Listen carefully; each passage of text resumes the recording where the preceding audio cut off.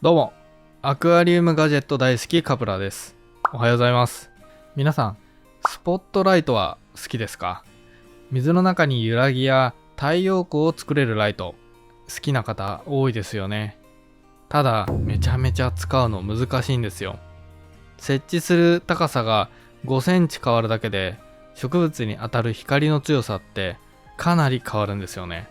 皆さんが思っている以上に変わります。皆さんは電球ライト使いこなせてますか？特に水槽に使った場合、苔を生やさないで水草を育てられる高さに調整するのって本当に難しいんですよね。ここに生き物電球という京セラの出した LED ライトがあります。限りなく太陽光に近い光を照らす LED 照明ということで、今非常に注目されている新作ライトです。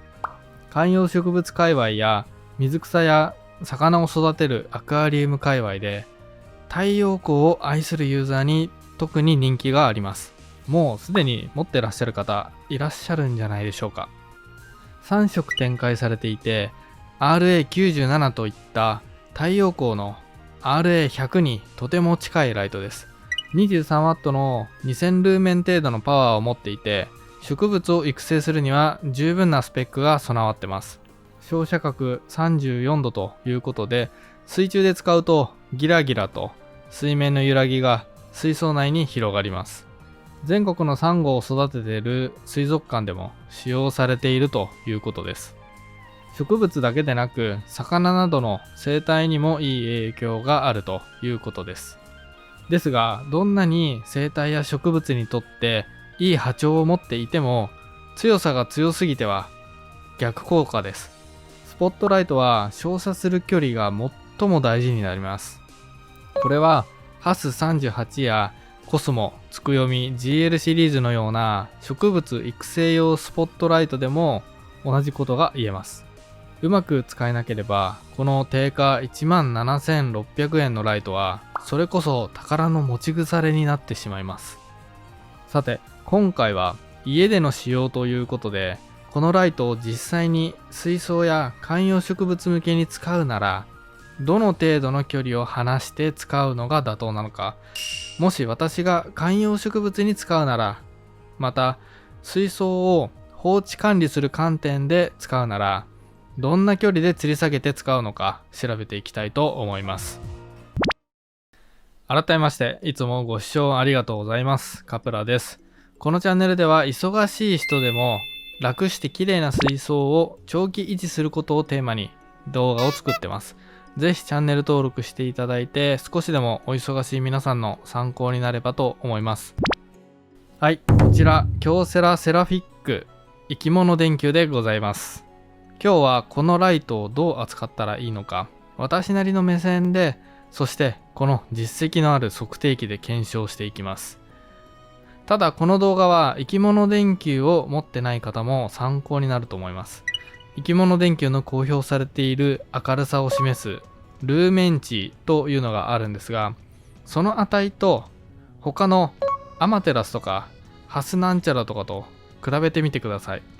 それで脳内変換してくれれば、だいたいどんな距離で吊り下げて使うのがいいか、おおよそ見当がつくので、この動画の結果を見て試してみてください。ただ今回難しい単語出てきます。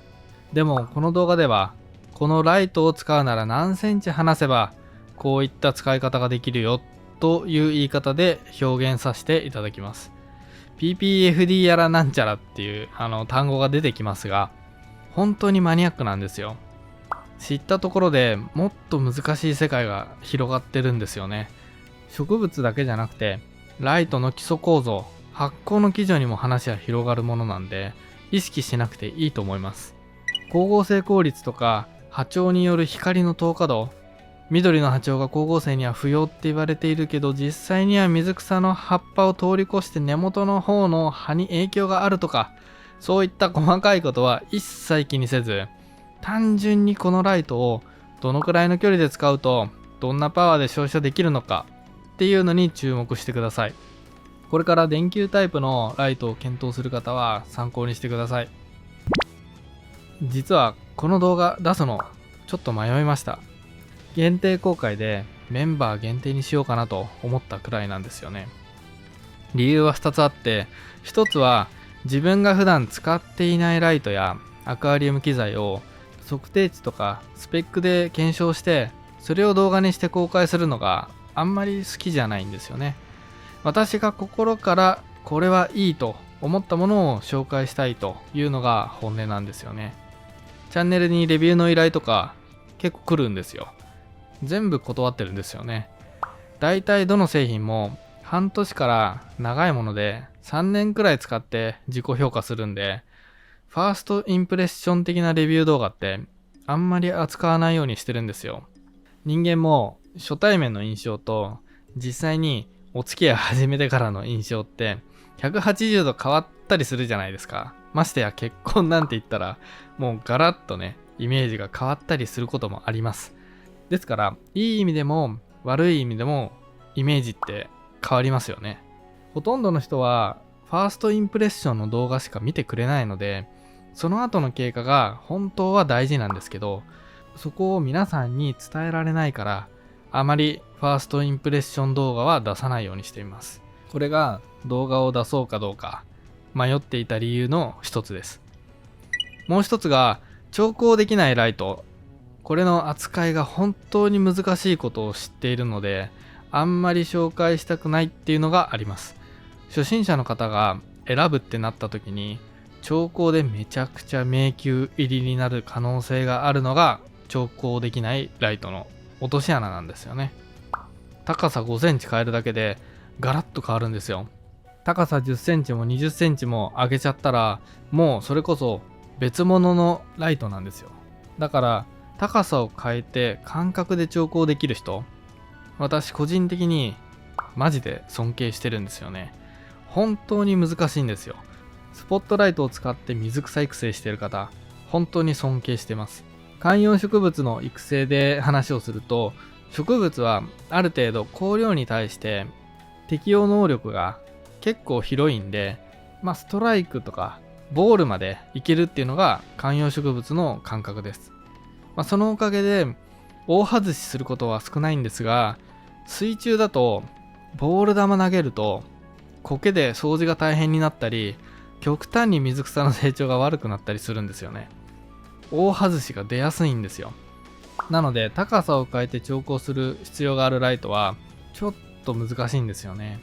仮に私がスポットライトを使っていて、いろんな水槽を管理していると、それを動画にして、この水槽同じように作ったら同じように水槽がセットアップできますよっていう風にお話をしても、調光できないライトを使うとデータとして提供するのがすごく難しくなりますし、この動画を見てくれた視聴者さんが再現するっていうことがとても難しくなるので、私自身も調光できないライトはあまり使わないようにしています。ということで、こういった電球のライト1種類をピックアップして紹介するというか、検証して動画に出すっていうことを普段していないです。じゃあ今回何でしたかっていうと、明確に依頼があったんですよね。これ私のライトじゃなくて知り合いの方のライトなんですよ。うちに直接来て依頼がありました。このライト買ったんだけど、水槽でどうやって運用したらいいか調べてほしいっていう話を受けたんですよね。この知り合いの方はウェイクアクアの M600 を持ってる方なんですけど、うちで水槽のレイアウトを想定して適切な光量設計をして M600 を持って帰ったっていうちょっと付き合いのある方なんですよね。新たに京セラのセラフィックを買ったはいいけど、どう使ったらいいかカプラさん調べてくださいということで、今手元にある状態です。じゃあ動画にしなくていいじゃんということもあるんですが、このライトを私が検証してその結果をオープンにすることで、実際に使って多分ね、悩んでる方いると思うんですよ。他の YouTube でもハテナさんとか吊り下げる高さを低くしすぎて苔で悩んでました。今はもうちょっと高めに吊り下げてるみたいなんですけど、ちょっとどう扱っていいかわからない人もいると思うんですよ。そんな方に映像として届けられればいいかなと思ってるんですよね。最近生き物電球話題性はありますし、イースケープの轟さんとかも実際に育成されてるのを見て、うわすげえと。電球ライトなのにめちゃくちゃ綺麗に調光してて、すげえなーって、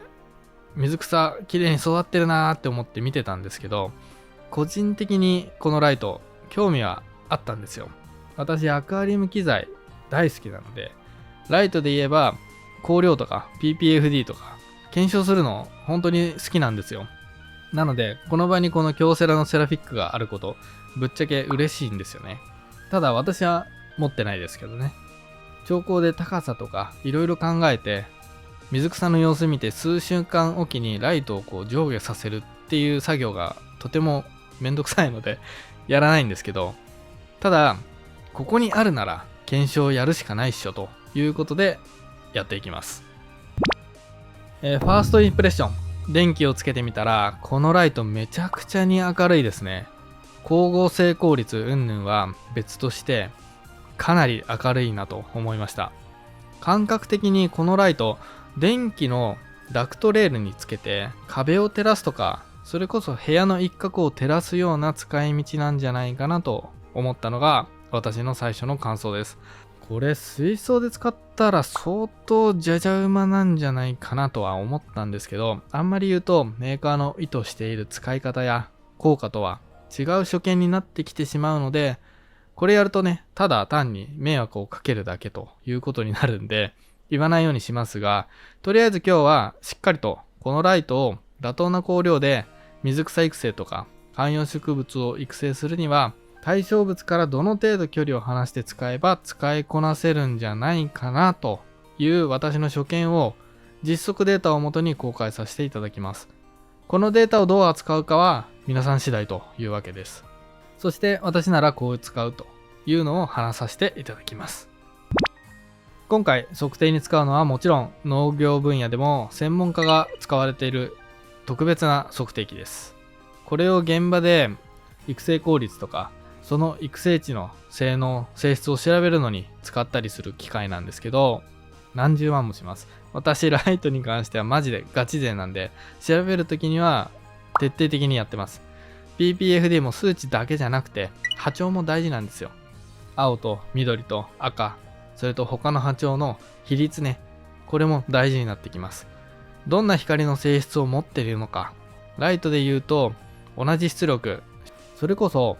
同じ電力を使っても PPFD が色によって半分とか大きく変わることもあるんですよ。詳しく言うと別の動画になっちゃうんで、できるだけ端折って分かりやすいように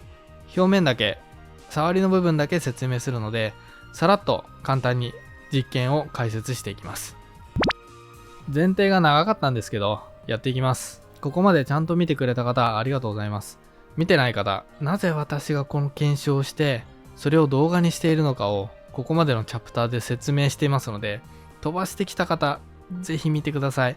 この実験の意図が誤解なく伝わればいいかなと思います。よろしくお願いします。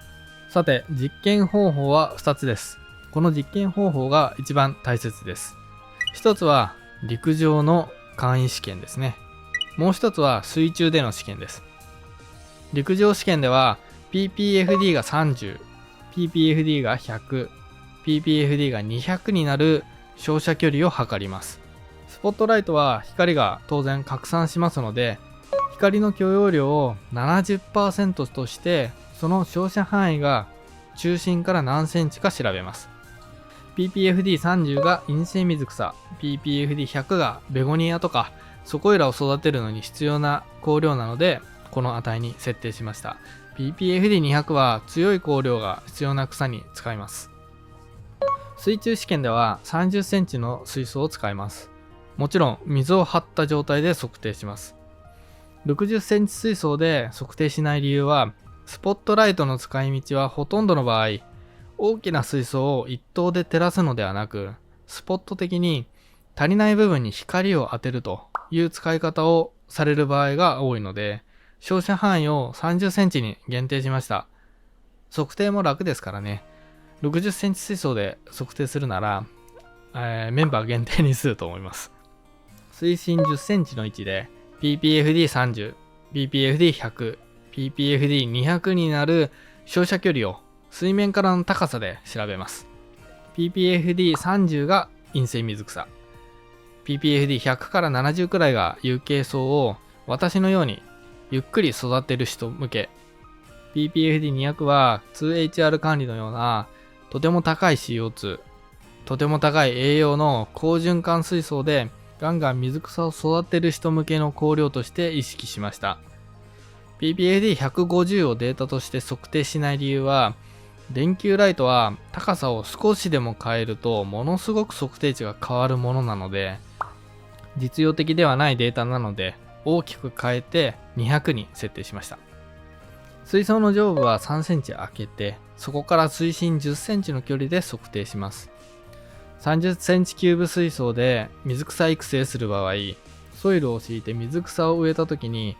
水草の頭頂部が水面から10センチから5センチの深さになるでしょうから、そこでの光の強さを調べます。照射距離は水面から何センチかで記録します。結果がこちらです。まず空気中ですね。ppfd30 の場合、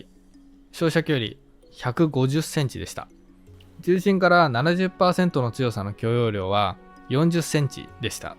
ppfd100 では高さが95センチ、中心から30センチ圏内が 70% 許容量でした。ppfd200 では高さが60センチから照射、中心から15センチ圏内が 70% の許容量でした。水中での測定結果です。前提条件で ppfd30 に設定していたんですが、今回は ppfd50 で測定しています。ppfd30 の場合、かなり水面から高くなってしまったので、あまり実用的ではないなということで、今回は ppfd50 で設定しました。水中での測定結果です。水槽が30センチキューブ水槽、水位が3センチ減らした水深27センチの水槽です。水深10センチで測定しました。測定結果がこちらです。ppfd50 の場合、水面から102センチ離したところで照射した場合、水深10センチで ppfd が50。水面から75センチ離したところから照射した場合、ppfd が水深10センチで100。水深20センチで80になりました。水面から50センチの高さで照射した場合、水深が10センチで ppfd が200になりました。水面から高さ40センチの距離で照射した場合、水深10センチでは ppfd が310、水深20センチで ppfd が200になりました。以上が結果になります。この結果を踏まえて少し考察します。陰性水草を固形させないで育てるなら、水面から120センチ程度離すと良さそうです。もし私が好きな低循環水槽、CO2 が低め、トリミング頻度が 2,3 ヶ月程度に1回、このぐらいのゆっくり育てる低循環水槽をやるなら、水面から75センチ離して使います。2HR 管理で CO2 を1秒に5滴とか栄養をガンガン与えてトリミングもしょっちゅうやるっていうような高循環水槽を作るなら、水面から50センチで管理したいところです。みんながだいたい使いそうな水面から40センチくらいの高さだと、水中の ppfd は300から200になります。波長に関しては6500ケルビンのタイプなので、青、緑、赤の順に強くなっています。生き物電球のライトはかなりパワーがあるから、皆さんならどう扱いますか？また水槽全体とのバランスを考えて実際に使っている方はどういう風に扱ってますか？皆さんの参考にもなると思うのでコメントで教えてください。その他のデータとしては温度ですかね。1時間つけっぱなしでボディの温度は50度でした。室温が24度なので、夏場で空調のない部屋でしたら60度近くまで上がる可能性はあります。LED ライトとしては普通の温度です。パワーのあるライトですが、放熱フィンがいい仕事をしているようですね。生き物電球は非常にパワーがあって、それこそ今流行りのダクトレールにつけて壁を照らすとか、そういった使い方に非常に向いてそうですね。このライトに限らず、電球型の調光できないライトを水中で使うのには、どうしても高さを変えて調光してあげないと、すぐに葉焼けや苔だらけにしてしまうので、調整が難しいですね。空気中と違って、水の中っていうだけで、定常的に変化を観測したり調整するのって本当に難しいですよね。それをもし調光できないライト1個だけじゃなくて2個3個同じ水槽に並べて使っていたら、もうそれこそ適正光量の調整は神のみぞ知る領域です。高さだけじゃなくて隣同士の距離も関係してくるので、本当にこれでうまく調整いってる方は尊敬します。初めての人は一度いいポジションを探せるまで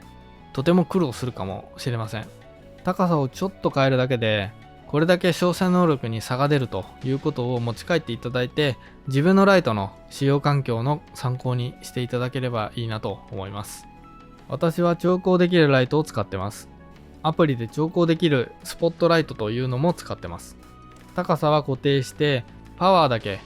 アプリで変えるという運用方法で水槽を管理してます。こういう水槽を作るときにこういう調光をしているよと、こういう波長の割合で育ててますよというのをこのチャンネルでは公開しています。調光できるライトは色によっても ppfd 値やルーメン値の最大値が大きく変わるし、そもそもそのスペックの値が高ければ高いほどいいっていうもんでもないです。ppfd が500出ればいいとか1000出ればいいとかそういうもんでもないです。最終的には植物にその光のパワーを食べてもらうのが目的ですので、植物にとって見合ったパワーで使うのが最終目標なんですよね。植物はそこまで弱くないです。どんな波長でも太陽光でも蛍光灯でも RGB ライトでも白色 LED ライトでも大体の全体の光量が強すぎたり弱すぎたりしなければ大体育ちます。私たちは植物のブリーダーでもないですから、繁殖効率をそこまで求めなくても大丈夫です。綺麗に育ちます。ただ水中で使うときには苔っていうできれば育ってほしくない植物や生物も育ち始めますので、ある程度厳選が必要というか使用の目安が必要になってきます。昔の日本で企画して作られたライトは大体どんな人が使ってもそこそこ水草がきれいに育つようにできてます。光が苔だらけにならないように控えめに作られてます。ただ今はヨーロッパとかアジア地域から綺麗な色をした水草や品種改良された強い光で育つ水草もたくさん増えてきてます。水槽サイズも多様化して大きいサイズが主流になったり、特にインターネットが普及して海外の情報も多く入ってくるようになりました。そんな水草をバチクソハマる環境でめちゃめちゃ綺麗に育ててみたいじゃないですか。水草好きな方ならわかると思います。植物や育成環境が変わってきているので、ライトも年々進化しています。進化しているからゆえに使いこなす必要があります。スマホと一緒ですね。最初はポケベルでやれることなんて限られてました。それが今のスマホは使いこなせないほどの機能がついてますよね。使いこなすためには知識や経験が必要です。その最初のステップとしてこういった YouTube でエンターテインメントの一つとしてライトの調光とか使い方を楽しんでもらえればいいかなと思っています。幸い私は機材が好きでこのチャンネルを運営しているのもありますから、実際に私が育てている水草、作っている水槽の育成環境を成功も失敗もしてどちらも公開していますから、ぜひ参考にしていただいて皆さんの水槽育成環境に落とし込んでいただければ幸いです。その際はぜひコメントくださいね。皆さんのコメントや水槽のストーリーを見るとやる気につながります。ちなみに今回生き物電球お借りしていたので返さないといけないということで、この貴重な太陽光の波長、トレースしました太陽光の波長に関しては私の使ってる T12 チューブという7色調光できるライトで色合いをトレースしました。だいたい同じような色合いになりました。このライトは調光できるので、ここで育てている陰性水草に光量を合わせて ppfd50 程度に合わせました。私はこれで太陽光の代わりに、使って今は楽しんでます。生き物電球は泣く泣く、お返ししました。それではまた。